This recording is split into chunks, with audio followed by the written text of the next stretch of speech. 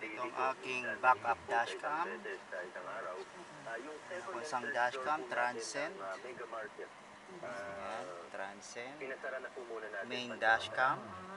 Pero yung wet market na. Yung wet market, po yung kailangan po bumili ng pagkain ng mga tao. Ang movement po ng goods at saka yung mga food items, unhampered naman po sa Pasig, Mayor Dibo. Well, mapapansin po natin, talagang nag-slow down din. Pero siyempre, kailangan kumain ng mga tao. So, hindi po tayo pwede and anyway, kasama naman po ito sa exemption mula sa ating national na pamahalaan. So, we're complying fully with it. Pero yung second and third store po ng mega market natin, Backup dashcam, main dashcam. Then meron pang Sony action camera, naka head mount. Magandang stabilization ng Sony AS-50.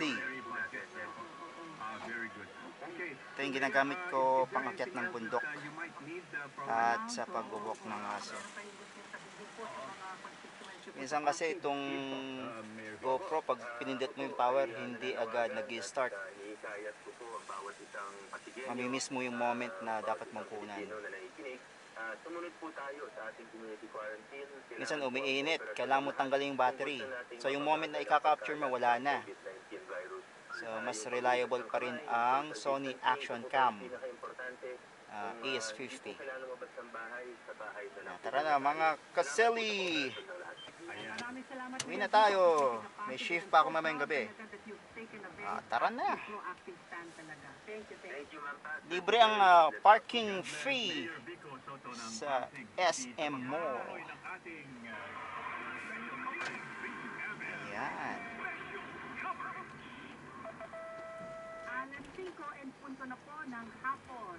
Meron po tayong balita ngayon, paparating na Radyo Patrol reports at marami pang updates dito sa continuing coverage ng COVID-19 quarantine sa DCMM.